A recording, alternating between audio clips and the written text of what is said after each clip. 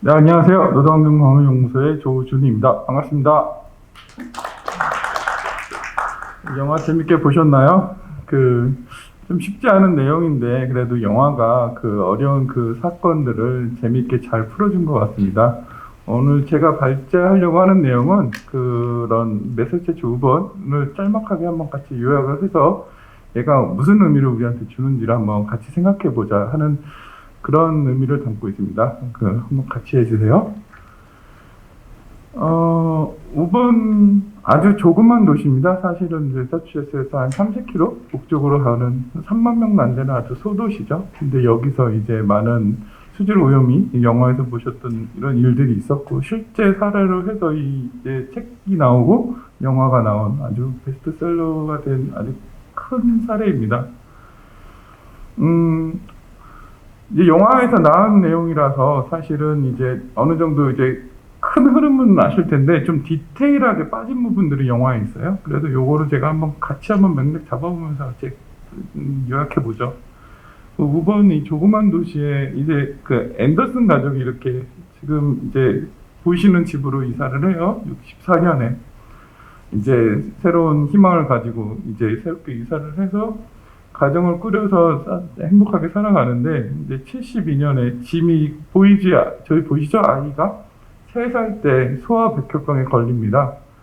네, 아이가 아프다는 것은 참 슬프고 이제 하늘이 무너지는 일이죠. 그래서 이 엄마가 그러면서 아이가 백혈병에 걸리고 나서 알게 되는 사실이 있어요.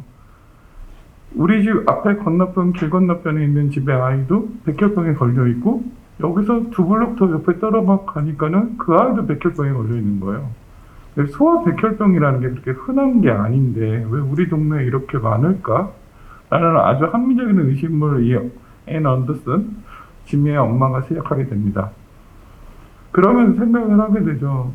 물이 좀 이상한 것 같아. 왜 물이 이상한 것 같아라는 생각을 하게 되냐면, 물을 이제 사용을 하면서 이 물에서 냄새가 굉장히 심하고 이런 게 좀 이상하다는 생각은 그 전부터 하셨대요. 이게 사실은 이제 뭔가 지하수를 갖다 끌어 쓰고 있는데 물에서 계속 이런 게 있고, 그러다 보니까는 혹시 이게 좀 문제가 있는 게 아니었을까 이런 생각을 하시게 되신 거죠.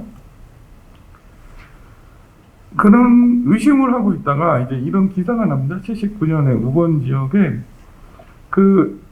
지금 이게 제가 포인터가 잘 안 보이는데, 이게 지금 GH라고 제가 지금 한 게 있는데, 여기가 우물이에요. 지하수를 갖다 끌어 쓰는 우물에서 거기서 이제 지하수를 끌어서 식수로 저 우번이라는 도시에 70년대 후반, 이렇게 그 전에 이제 계속 물을 써왔던 건데, 거기 근처에 이렇게 폐 드럼들을 공장에서 이렇게 무단으로 폐기를 해가지고, 그게 이제 이렇게 흘러서 식수를 오염시켰다고 하는 기사가 납니다.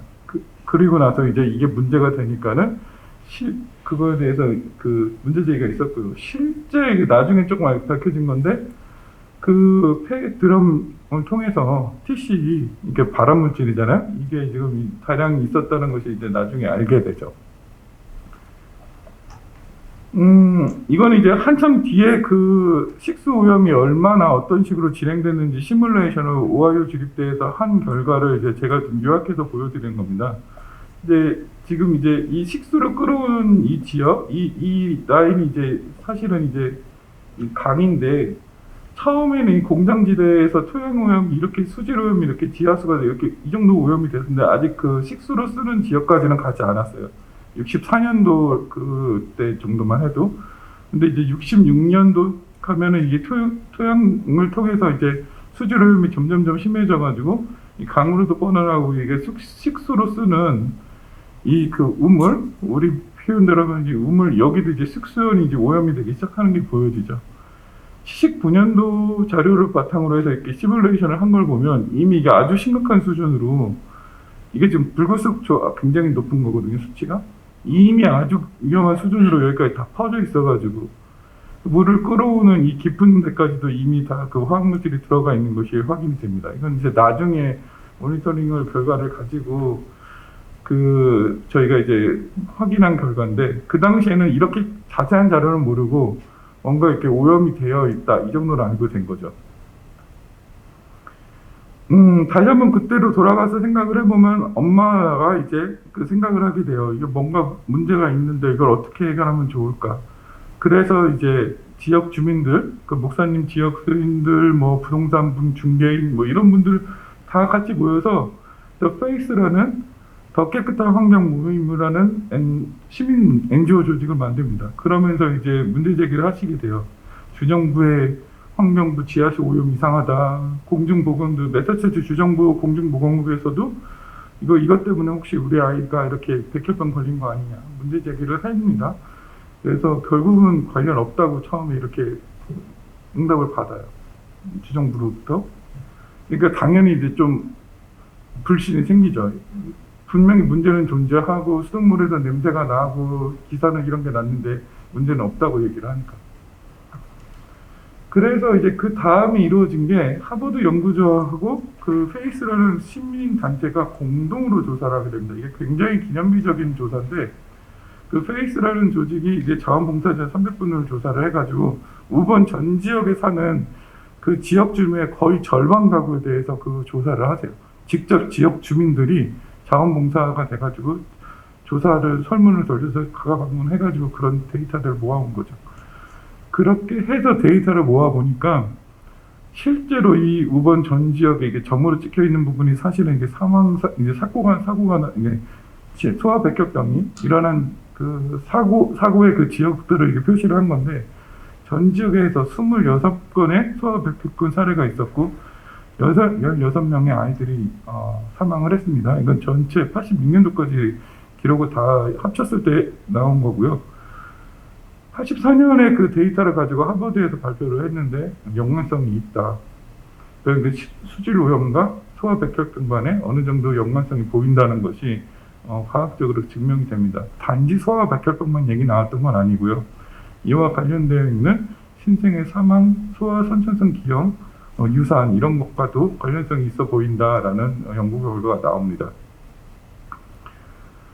이런 과학적 연구 결과가 나오고 요 84년에 이제 지미도 사실은 이제 요때 이미 이제 사망을 하게 되고요.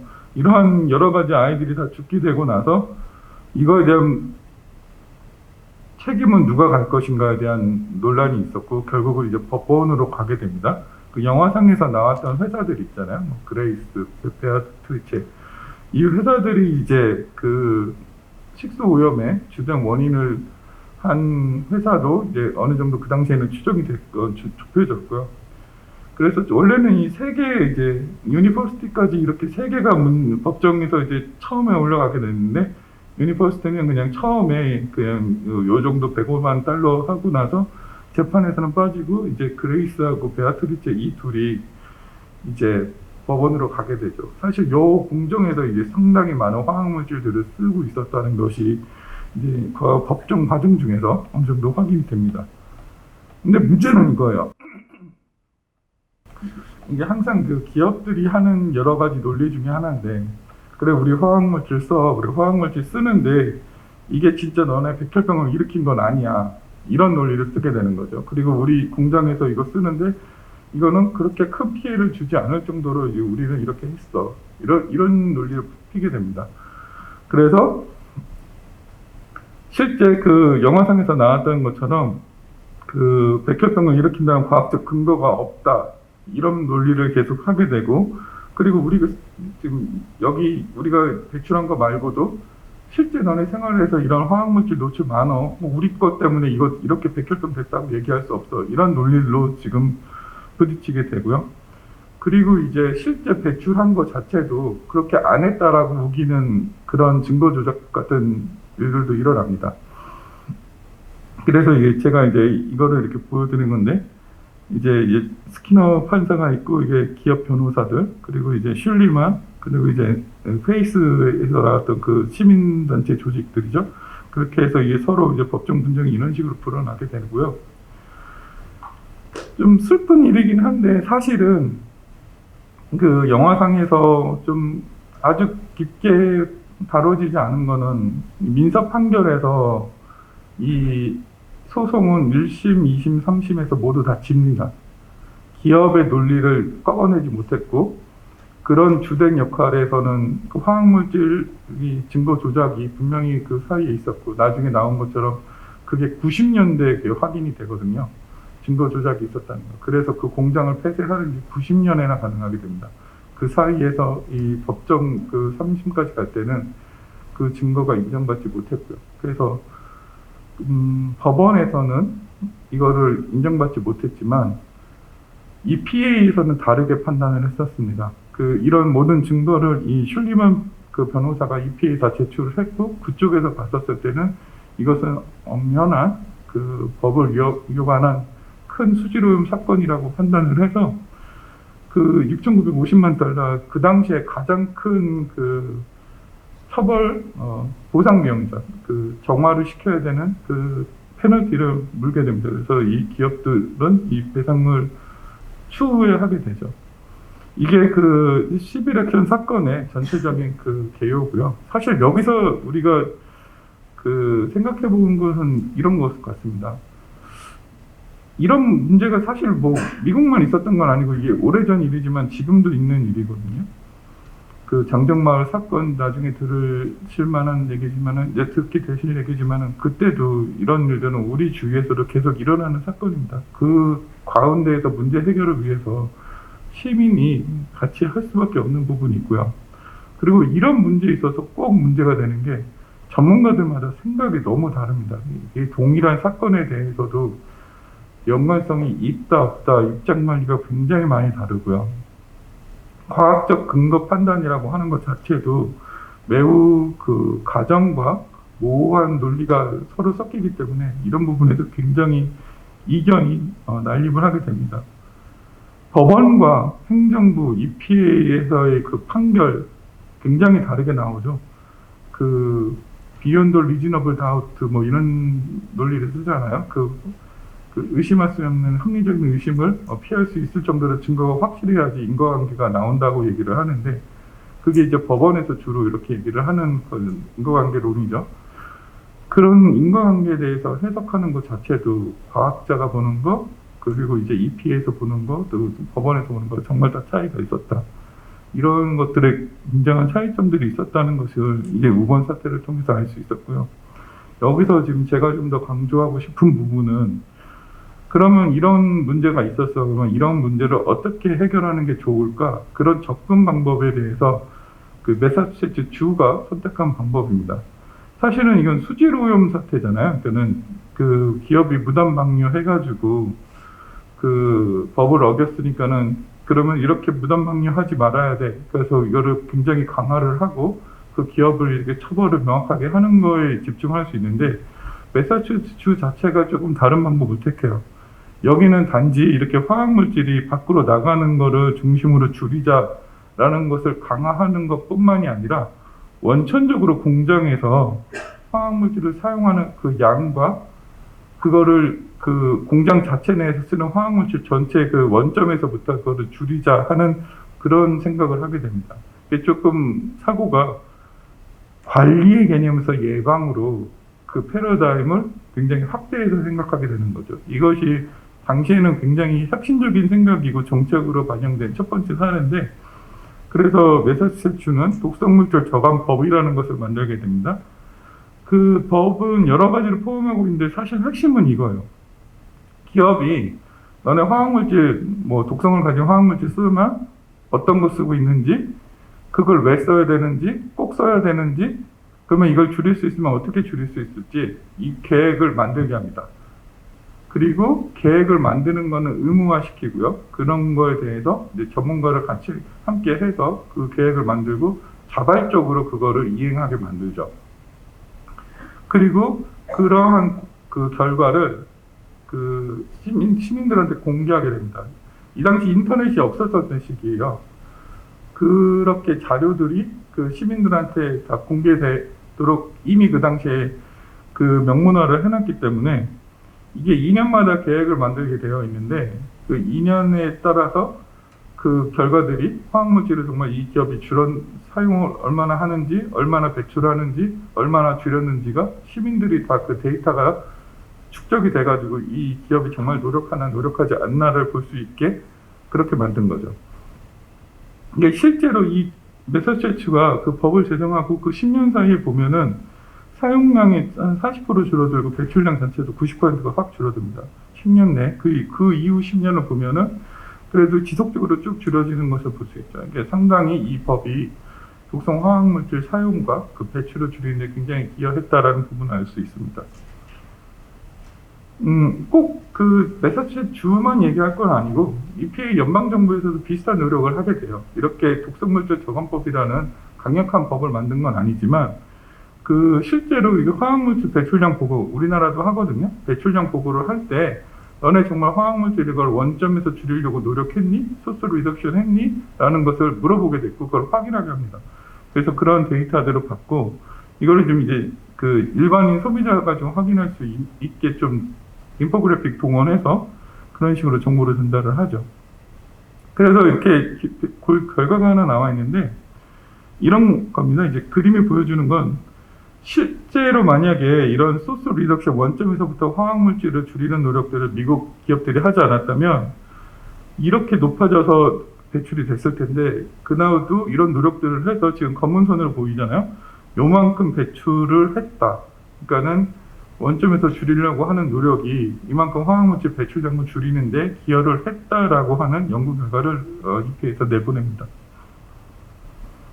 그리고 나서 정보 전달을 어떻게 하는지도 굉장히 재밌는데 일단은 누구나 이해할 수 있게 배출량 정보를 굉장히 쉽게 설명을 해줘요. 그리고 그 내가 이렇게 지도 형태로 해서 내가 집 주소 혹은 내가 살고 있는 지역을 이렇게 클릭을 하면은 내가 살고 있는 지역에 화학물질이 얼마가 배출이 되고 있는지가 다 정보가 확인이 되고요.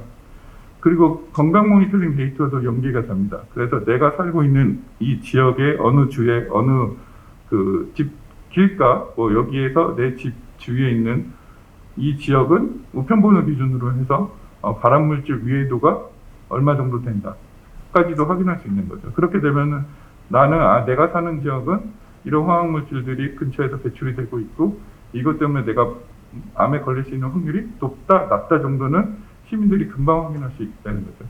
사실은 그런 정보가 이 기업들한테는 굉장히 이렇게 저감을 해야 된다고 하는 동기부여를 일으키게 됩니다. 이런 게 계속 시민들이 다 알고 있다는 것을 알게 되고 지역 주민들한테 이런 정보가 공개된다는 것은 내가 이런 노력을 기업 입장에서 해야 된다고 하는 동기부여를 줄 수밖에 없는 거죠. 그래서 그러한 부분들이 이제 저는 이런 처음에 우번 사태에서 나왔던 그 문제점과 그 교훈들이 다 연결돼서 나온 부분이라고 생각합니다. 사실은 이러한 노력들이 우리들도 지금 이제 국내하고도 연결이 되는 부분인데 그게 화학물질 저감법이라고 생각을 합니다. 그 화학물질 배출 저감 계획서 공개가 사실은 지금 이러한 보여드린 이런 노력과 그 맥이 연결되어 있는 거죠. 저감 계획을 만들게 하고 그리고 이제 시민들한테 공개를 하게 되어 있고 그래서 이게 화감법 지금 11조 2항에 따라서 이게 지금 되고 있는데 현재는 9개 화학물질만 하고 있습니다. 매사추세츠 같은 경우에는 1200개가 넘어요 지금. 어쨌든 간에 이 9개의 화학물질을 사용하고 있는 30인 이상 기업 1톤 이상 사용하고 있는 사업장은 이거를 5년 단위로 해서 가지고 얼마나 줄일지에 대한 계획서를 만들고 그리고 그거를 이제 환경부한테 보고를 하고 화학물질 안전원을 통해서 지자체한테 그 계획서가 이제 전달이 되고요. 지자체는 그거를 공개할 수 있습니다. 공개를 해야만 한다는 아닌데 공개를 할 수 있다고 돼 있고 저희 지역 주민들은 지자체를 통해서 이 배출저감 계획서의 요약본을 받아볼 수 있는 거죠. 저희가 이제 그 데이터를 받아서 이제 한번 어떻게 이렇게 결과가 좀 나왔는지를 간단하게 살펴봤는데 일단 221개 사업장이 9개 화학물질을 사용을 하고 있었고요. 전국적으로 이제 경기도하고 경상도 쪽에 많이 위치하고 있는 것을 알 수 있었습니다. 이제 가장 많이 사용하는 화학물질이 어떤 건가 저희가 살펴봤더니 디클로로메탄이 굉장히 많더라고요. 디클로로메탄은 약간 달콤한 향이 나는 무색의 액체인데 사실 저희가 그 용매제, 세척제로 사실 사업장에서 굉장히 많이 사용되고 있습니다. 이 9개 자체가 다 지금 이제 발암물질인데 그 중에서 디클로메탄은 굉장히 많이 사용되고 있더라고요. 그 화학물질별로 그 사업장 분포가 어디 쪽에 위치하고 있는지를 이제 보여주는 그 그래프고요. 결과를 보니까는 이제 기업들 221개 사업장들이 이제 계획서를 다 제출을 해주셨어요. 다행히 그 90% 사업장들이 배출을 줄이겠다. 그리고 이제 21개 사업장은 이제 배출량이 늘어난다. 그리고 이제 뭐 2개는 이제 그거를 그냥 현행 유지한다. 이런 식으로 계획서를 제출을 하셨고요. 그 배출을 한 거를 좀 디테일하게 좀 자세하게 찾아보니까는 전체 100% 제거한다고 하는 사업장이 한 20% 정도, 50개 정도 되는 거죠. 이거는 이제 그 물질을 아예 안 쓰겠다라고 하는 데도 있고, 혹은 이 공장을 이제 닫겠다, 이전하겠다, 이 라인을 다 이렇게 멈추겠다, 이런 것들이 다 같이 포함이 돼가지고 그렇게 결과가 나왔습니다. 그리고 이제 줄인다고 하는 범위들이 그래도 좀 상당수 좀 많이 줄이겠다고 계획서들을 제출을 하신 부분들도 좀 있고요. 좀 이렇게 배출 저감이 비율이 좀 낮은 데도 있어요. 사실 이런 데는 기존에 이렇게 배출을 저감을 하려고 하는 노력들을 꾸준히 본인들이 해왔기 때문에 이걸 좀 유지하겠다 이런 식으로 법이 사유에 좀 더 직시되어 있는 경우가 있었습니다. 저는 좀 궁금했던 게 증가되는 사업장들이라더라고요. 증가되는 사업장이 이제 이게 지금 중복 포함해서 23개고 줄이면 21가 되는데 여기서 이제 23개 기준으로 봤을 때 7개는 화학물질 사용량이 본인들이 그 계획서 공개형에 화학물질 사용량이 증가가 돼서 배출 저감 노력을 하고 있지만 배출량은 증가된다. 이것을 이제 확인할 수가 있어요. 어쨌든 간에 사용량 증가라는 문구가 들어있으니까. 그러니까는 일반인이 봤었을 때는 배출 저감을 이만큼 했고 이만큼 했고 이만큼 했고 그 문구가 없으면 어떻게 되냐면 그리고 나서 딱 그 수치를 봤더니만은 늘어나요. 위에는 배출을 든다고 써놨고 이런 문제가 있더라고요. 실제로 16개 사업장은 배출 증가가 분명히 수치상으로는 증가가 되고 있는데 이 사유가 안 적혀 있으니까 전문가인 저도 이게 왜 그럴까를 한점 이렇게 생각하게 되더라고요. 그 앞뒤가 안 맞게 되는 거죠. 그래서 이제 그 안전원에 이게 실제로 무슨 이유 때문에 이게 증가되고 있는지 질의를 좀 해봤더니 마찬가지로 이 23개 사업장 중국 제과면 21개가 다 화학물질 사용, 공정 생산량을 늘려서 화학물질을 더 그만큼 많이 사용하니까 증가된다라고 이렇게 설명을 해주시더라고요. 그러면 그런 부분을 그 지역 주민들이 정확하게 이해할 수 있게 이건 소통에 오해를 줄 수 있는 거잖아요. 그렇지 않게 그 양식 저감용 계획서를 좀 수정하는 것이 좋지 않겠나라는 것을 이제 좀 그쪽에 제안을 좀 드렸습니다. 결국은 좀 개선이 필요하구나. 이게 좋은 제도고 굉장히 잘 이끌어 나가야 되는 중요한 제도긴 맞는데 이게 시민들, 지역 주민들의 눈높이에 맞지 않다라고 하는 게 지금 제 생각이고요. 가장 중요한 게 화학물질 배출이 얼마나 저감되었냐. 그리고 이게 사실 나한테 얼마나 영향을 주나. 이 2개가 배출 저감 공개 계획서가 지역 주민한테 주는 의미가 되는데 지금 주고 있는 공개용 이제 요약본 자체가 이러한 정보를 아주 쉽게 이해해 주지는 못하고 있는 것 같아요. 그 아까 전에 제가 EPA에서 그 인포그래픽 해서 지금 좀 쉽게 그림으로 이렇게 도형화해서 한 그런 걸 제공해 주고 있다고 보여드렸는데 그런 형태로 해서 좀 가공을 해서 지역 주민들이 이 사업장이 얼마나 배출 저감을 잘 하고 있는지를 쉽게 이해할 수 있게 그리고 만약에 늘어난다고 하면 늘어나는 사유 줄어든다고 하면 얼마나 잘 이렇게 했는지를 좀 명확하게 잘 이해할 수 있게 양식이라든지 전달 방식을 바꿔야 된다. 그게 꼭 필요하고 두 번째는 이거죠. 이게 진짜 지역 주민들이 영향을 내가 얼마나 나 이거 배출 저감 줄여서 진짜 내가 들여 마시는 화학물질이 내 암을 안 일으킬 정도로 얼마나 영향을 주지. 이런 부분이 꼭 전달이 돼야 되는데 이제 그런 부분은 이제 대기화학물질 모니터링 자료하고 연계가 돼서 쉽게 그 정보들을 확인할 수 있게 환경부가 혹은 화학물질 안전원이 이제 그런 부분에 대해서 데이터를 다시 생성을 하고 관리를 해야 된다고 생각합니다. 다행히 이제 이런 움직임들이 지자체 차원에서도 좀 가셔야 되고 있어요. 저희 지금 하고 있는 서산시 같은 경우에서도 그 모니터링 데이터를 연결을 해서 실제 벤젠 농도하고 이것이 어떻게 영향이 있는지 이런 걸 지자체 차원에서도 이제 찾아가려고 하는 노력이 있는데 이거를 좀 더 이제 중앙정부 차원에서 그 모든 데이터들을 다 같이 이렇게 연결해서 지역 주민들이 쉽게 이해할 수 있게 정보를 전달하는 것이 매우 중요할 것 같다. 저는 이런 말씀을 마지막으로 드리고 싶습니다. 감사합니다.